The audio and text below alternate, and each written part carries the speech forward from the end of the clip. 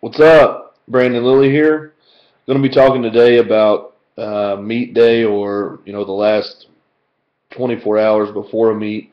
This is a question that I get asked a lot, and I hesitate to answer because everybody does things a little bit differently. So I guess it's fair to answer and just say that this is the way that I do things. Um, I'll just start with weigh-ins. I'm really going to only say this about cutting weight. I would never cut weight unless I was just a little bit over, 3 to 5 pounds, and even then, I would never cut weight unless I was going for some kind of a world record or elite, maybe something like that. But you train at a body weight for 8, 10, 12 weeks. Your body gets comfortable at that weight. A lot of people don't understand how to pull water out and how to reintroduce that water into their body to make it useful. A lot of times what guys will do is they'll actually diet the last few days or weeks before a contest, losing muscle mass. You're going to lose muscle mass a lot faster than you will fat, and muscle mass is equivalent to strength. So, it's just not a good idea unless you really know what you're doing, and by knowing what you're doing, having an understanding of your body and what it means to reintroduce and rehydrate completely.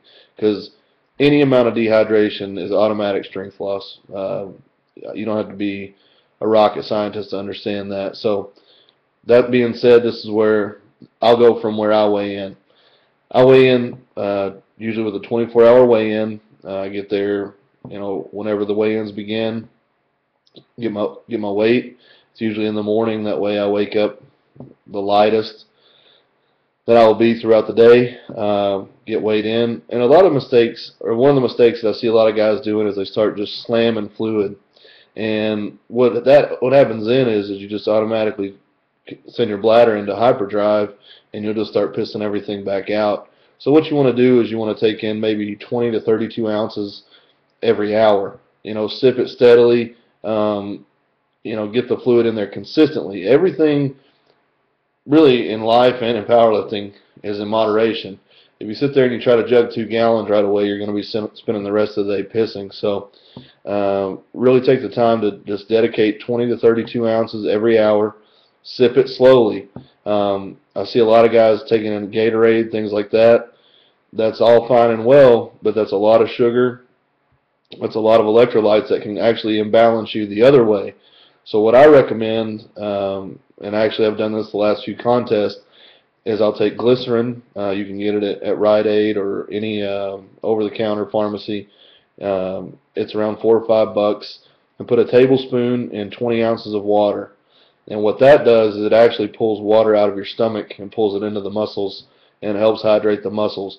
You don't want to do this every bottle that you would drink, 20 ounces at a time. You'd maybe want to do it once or twice before your contest. Once right after you weigh in, and then maybe once before you go to bed. But the glycerin just helps pull water into the muscles. It's a really good hydration technique, and it's safe because glycerin is just a sugar. So anyway, I tend to stick to water. If I really feel dehydrated for some reason, I'll go to Pedialyte. Last resort is Gatorade. But some guys like Gatorade. I just don't. Next, I try to eat every hour to 2 hours, and I stick to things that are very basic. I don't like greasy foods before the meet. I don't like salads. I don't like anything that could upset my stomach. So typically I'll go to a Cracker Barrel or a Bob Evans or an IHOP, somewhere like that, and I stick with things like eggs, oatmeal. I'll either get waffles or pancakes, something simple, non-greasy, but filling and got some carbohydrates, some good carbohydrates that are going to stick with me for a little while. Usually go back to the room, lay down for a little bit, get up. Something to the effect of getting a good hamburger.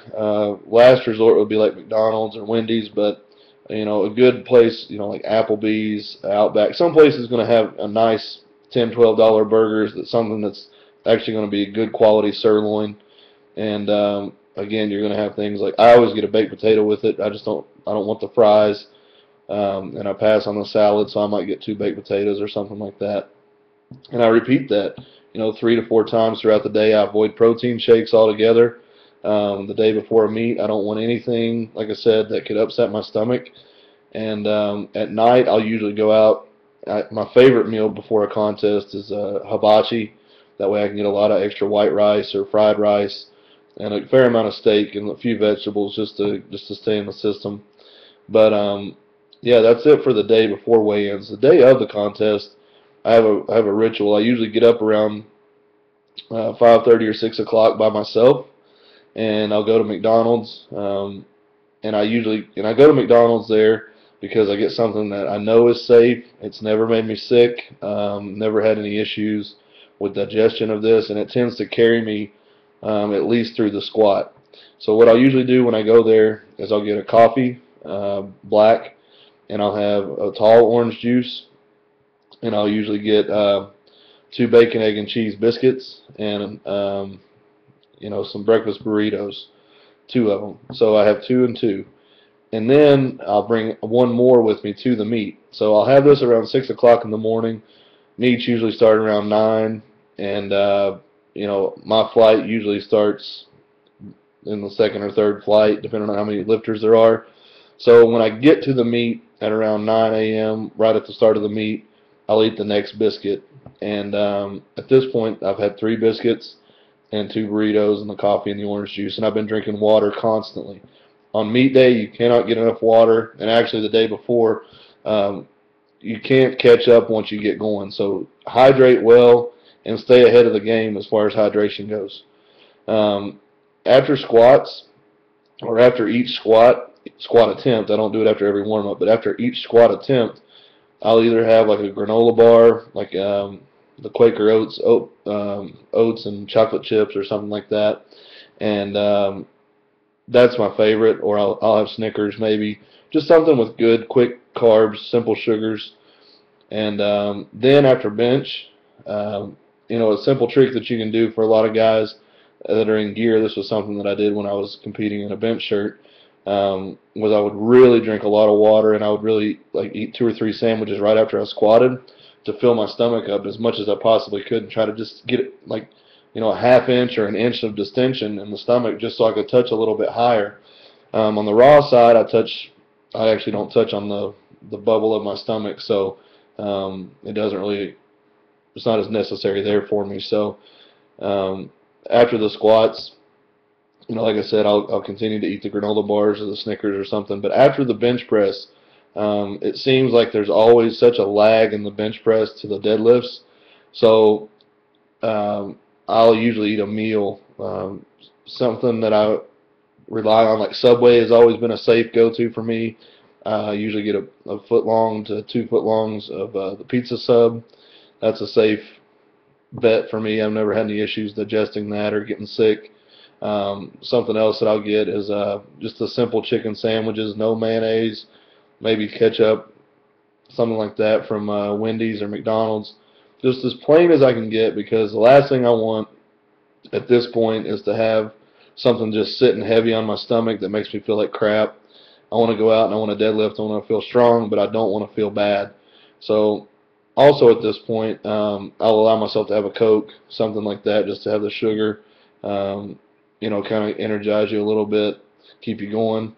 But really, that's it. I don't do anything special. There's no real tricks that I try to pull, because really, if you're prepared for your day, then that's really all you got to do, is just go about and execute. As far as attempts go, my opener is always set at something that I can triple. My second attempt, depending on how I feel, is going to be either just under a PR. Like, for example, let's say I squatted 843 in this last meet, so I might go 832. If I feel kind of off that day, I might go 832 on a second, and then go 848 on a third. If I feel really good, I might go 848 on a second, with the goal of going, 850, what is it, 859 or something like that on a third. Just small goals, at this point for me, but it keeps the train rolling forward. Same as on the bench press. I tend to take smaller jumps on the bench press, but like I did in Capo, I went 540 to 579. That was a big jump, but I lowered my opener due to the difference of bench. I'm used to benching on a Forza or Dynabody style bench, and over there they had the Alico European racks, so or European style bench. So just to be safe, I lowered it down a little bit, but I stuck to my plan on my second and ended up getting it. Typically, I would have gone 551, 579, and the 579 was a PR, but it felt kind of heavy. So rather than going on to 584, 589, I just decided to save it. So, and then the deadlift, the opener is always something that I know that I can get. The second kind of builds my total.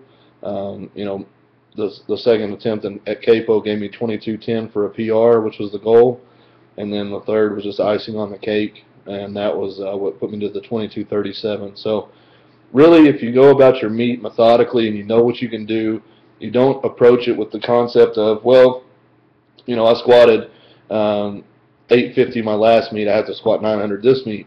Understand that 855 is still progress.